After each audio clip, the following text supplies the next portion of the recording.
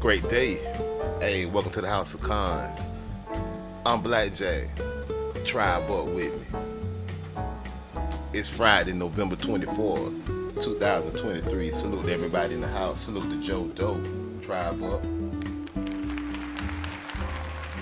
I hope everybody doing well. I hope your family doing well. I hope everybody blessed and healthy.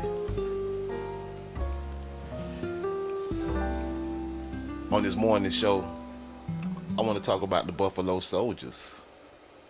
And while we're taking a look at this picture slideshow, I'm going to do a little bit of reading from an article. Because we heard of the Buffalo Soldiers. But have we heard of the Buffalo Soldiers? If we haven't, we're going to talk about it. Salute. And if you want to support the House of Cons, go ahead and hit the like button, subscribe, and share the video. And you can also support monetarily by hitting the Cash App at the top of the screen. Cash.app/$House of Cons. We got merchandise on deck.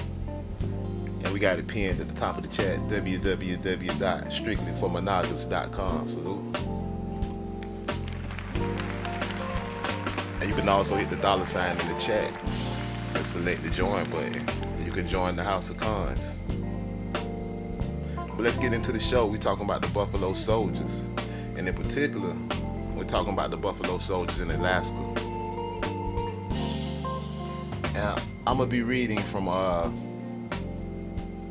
National Park Service, nps.gov. And they're talking to Buffalo Soldiers in Alaska. Charles Young Buffalo Soldiers National Monument, Klondike Gold Rush National Historic Park. And the article starts off titled "The Need for Law and Order." During the Klondike Gold Rush, boontowns popped up on the edges of the last frontier, the quote-unquote last frontier, in southeast Alaska. Skagway and Dyea became important ports on the route to the gold fields. These were lawless communities, swarming with gold-hungry stampeders. Sam Steele of the Northwest Mounted Police described early Skagway as little better than a hell on earth and about the roughest place in the world. Several things added to the disorder in Skagway. First, poor conditions closed the White Pass Trail that started in Skagway, repeatedly stranding stampeders in town. Second, the border between the United States and Canada, then part of the Great Britain, was still in dispute. Each country wanted the ocean access of the port towns. As a result, the United States Army gave orders to send troops to Alaska. There, they could bring law and order, show the American flag, and protect people and property. Initially, 4 companies of the 14th Infantry, as well as a hospital corps, were sent to Alaska. By 1899, only 1 company remained. In May 1899, the 14th Infantry was relieved by another regiment, fresh off fighting in the Spanish-American War, the Buffalo Soldiers of the 24th Infantry.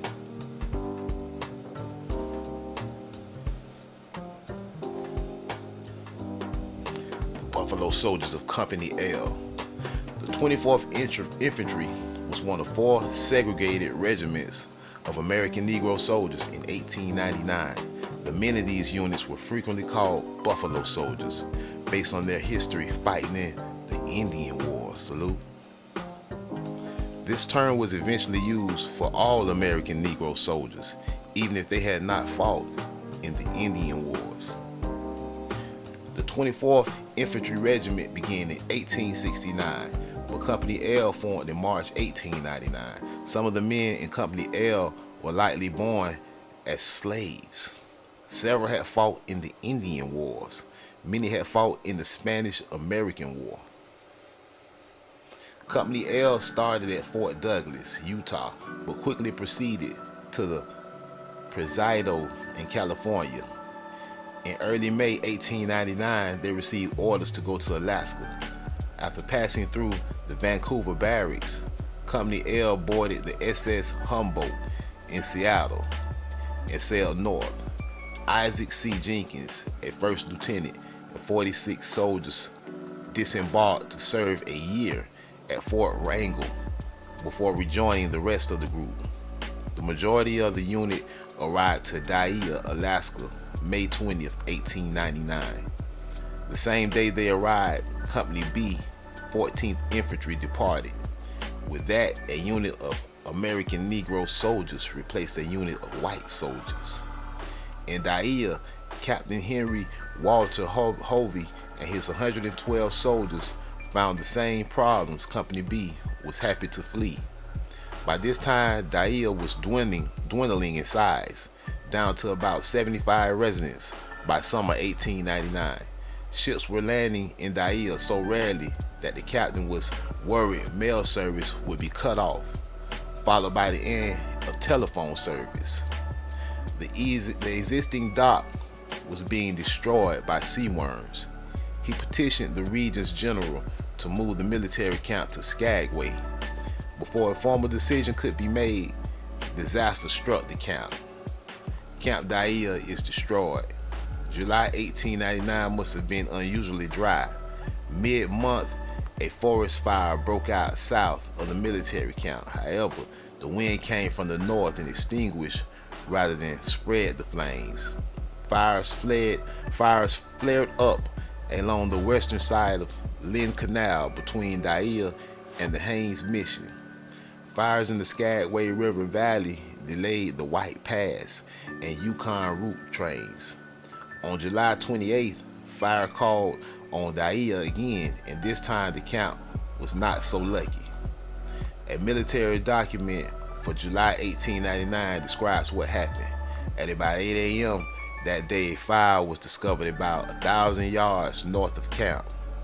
Upon examination, it was found that efforts to distinguish it would be unavailing, and the preparations for removal were ordered. After removing as many stores as possible, the command left at 6:10 p.m., a guard of 5 men remaining. In about 20 minutes, the wind changed and the fire came down rapidly through the forest, destroying everything in its path, including all buildings occupied by troops. The camp had been surrounded by fire on three sides. The 5 men guard fled for their lives as the dock, barracks, officers' cabins, and storehouses went up in flames. All of the camp records were also lost. Captain Hovey hastily moved his troops to Skagway and resurrected Camp Skagway, which had been abandoned by Companies A and G, 14th Infantry.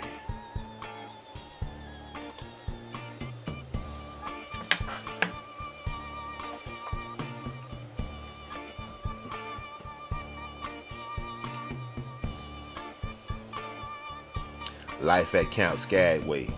In Skagway, the troops faced new challenges.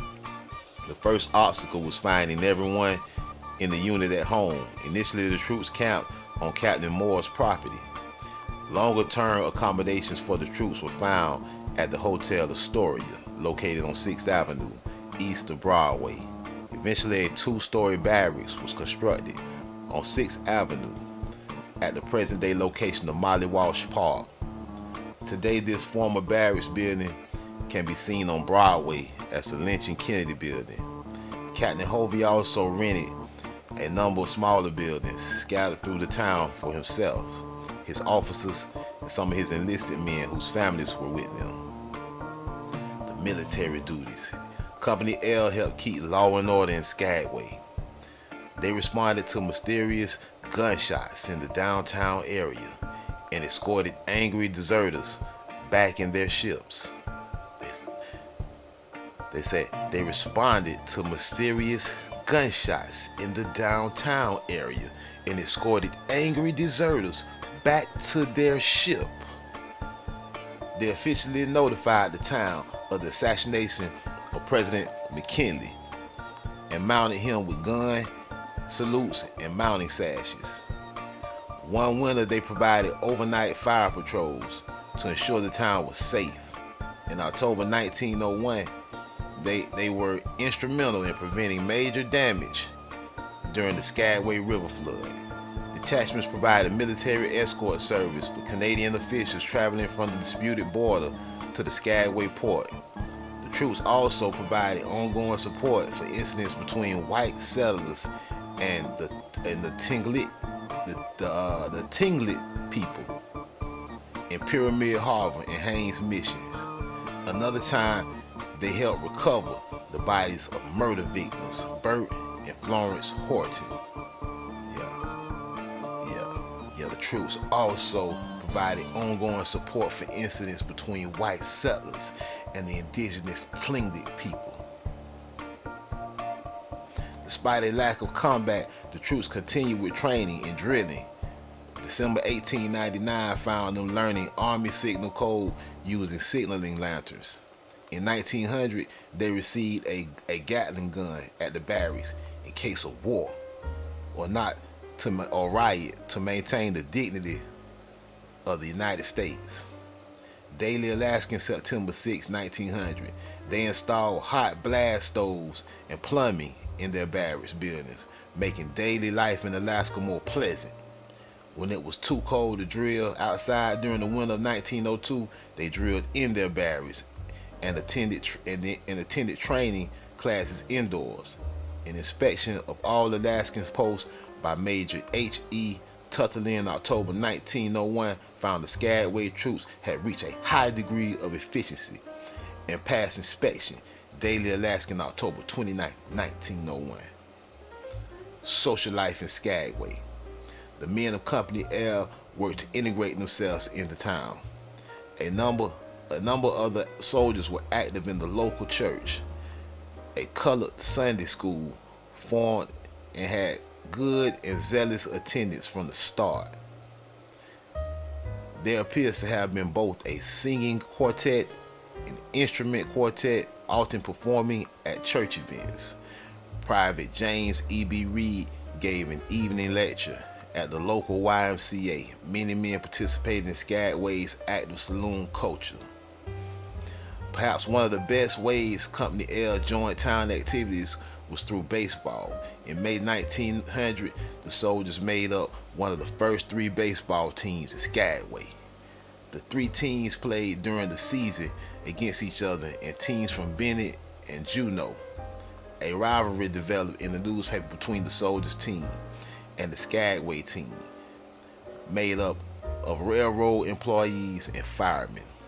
The Soldiers were also active with football games amongst themselves, attending the Rifle Club and participating in Skagway's 4th of July tug of war competition, still a tradition in modern Skagway's 4th of July.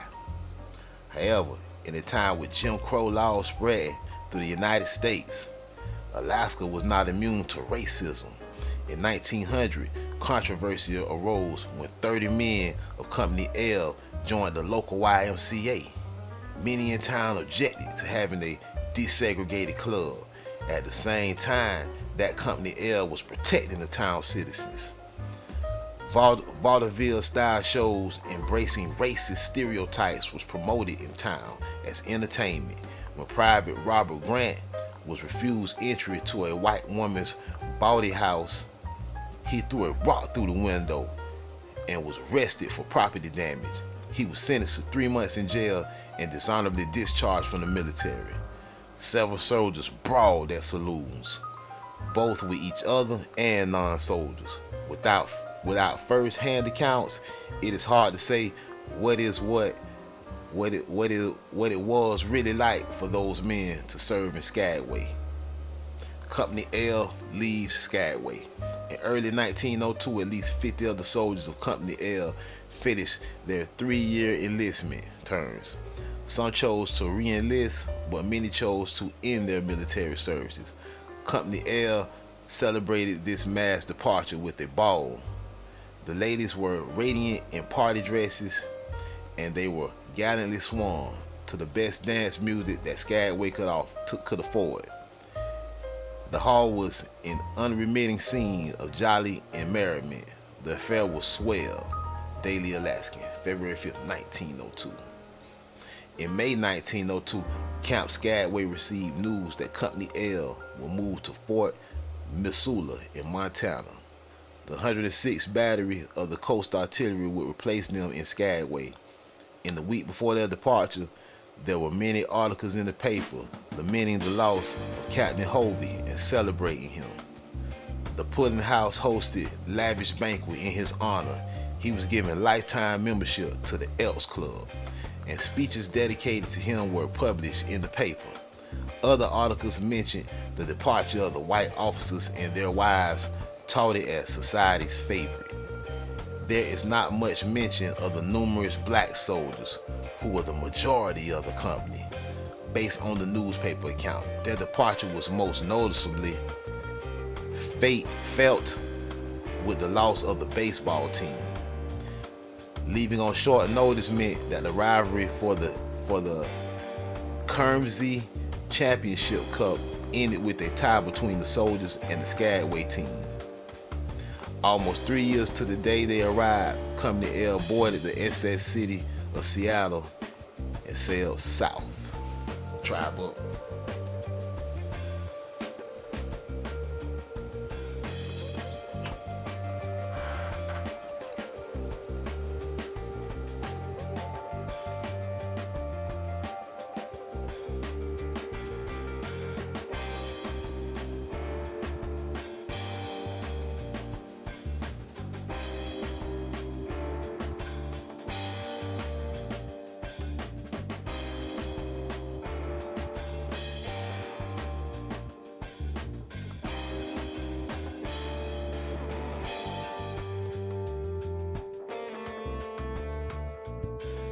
Hey, peace to everybody in the chat. Peace to Joe Doe. Peace to Farouk. I hope I ain't pronounce your name wrong. Salute to the new people. Y'all subscribe to the channel. Share the video. Salute.